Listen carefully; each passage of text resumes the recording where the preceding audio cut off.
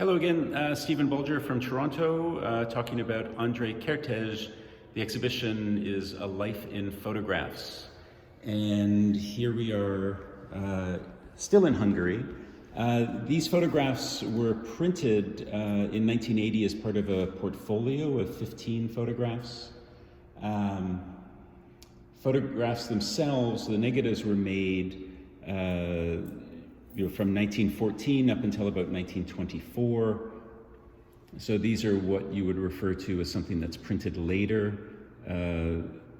Those contact prints I showed you earlier are what's called a vintage print, which means something that was made at or around the same time that the negative was made, where these were made approximately, 60 years later.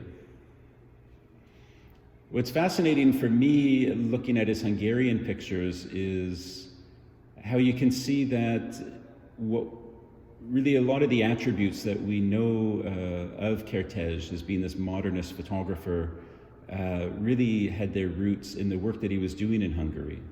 So a lot of the types of things that he chose to photograph and the way he photographed were things that he had developed intuitively while in Hungary, and then later put it to great use and sort of famous use when he was in Paris, and we'll talk about the Paris period later. Photographing at night isn't something that was an easy thing to do, but he and his brother had figured out a way to do it.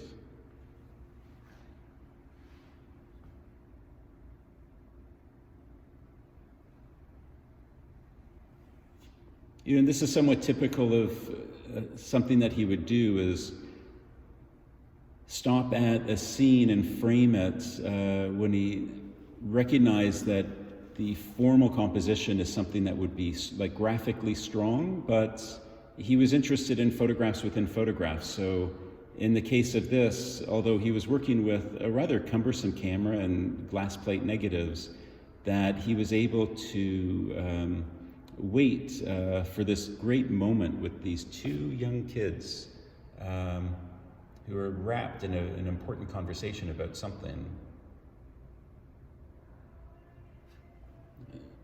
So he was anticipating that something might happen.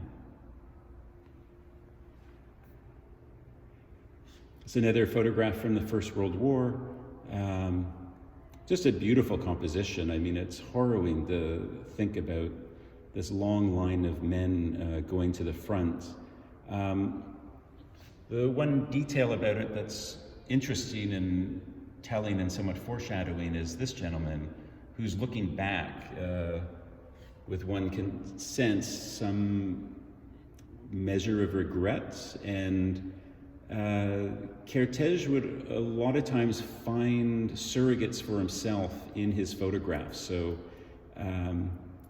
in terms of his own emotions and feelings about going off to war, they're illustrated in that man's backward glance, what he would call a projected self-portrait. This is an enlargement from that contact print that we saw just a little while ago in the first film of this exhibition. These are his two brothers, so that's Imre on the right and Jenő again on the left.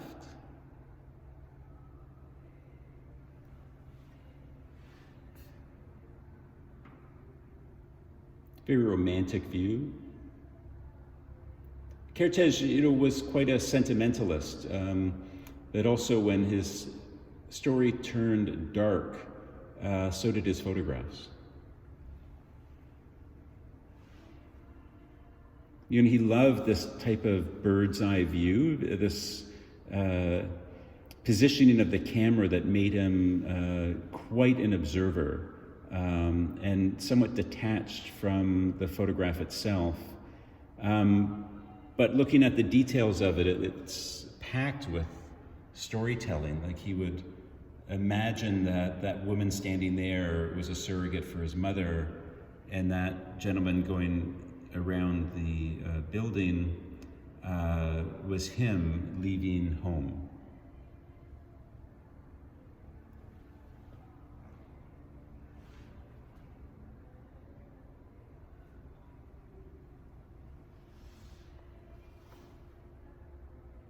Again, this is with a glass plate negative in a fairly cumbersome camera on a tripod, so it looks like a snapshot, but it is not.